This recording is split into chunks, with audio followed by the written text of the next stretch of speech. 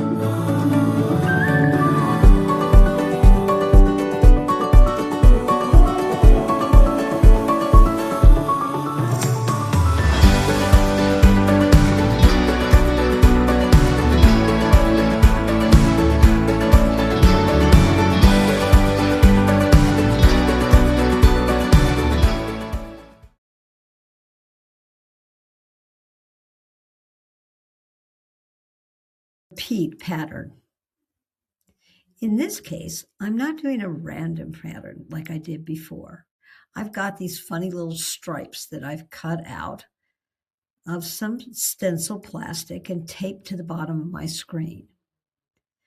And you can see now how I've got that mixture to my right, because I'm right-handed, and I'm carefully lifting the screen. But I'm also lining that screen up with the stripes so that I'm forming fairly neat rows. And yes, they are a little wonky, but for me, that makes it clear to whoever's going to own this fabric eventually, whether it be at a sale or in the back of one of my art quilts, they'll know that it is not commercial. It is handmade. And that has real value. Notice how I've got that thickened dye and it's on the edge of my scraper.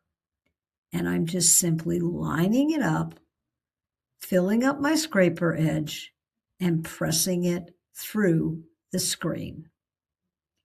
And voila, My second row is done.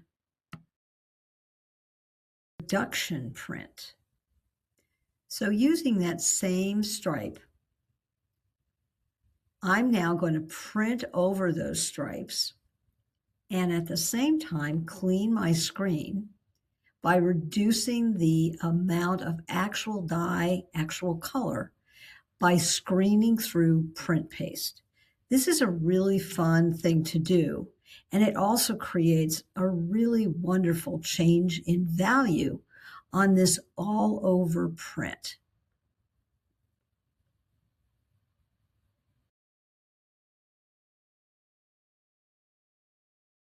The squares. Some of you may not have stencils or a stencil cutter or want to cut them by hand, but here's a really good trick.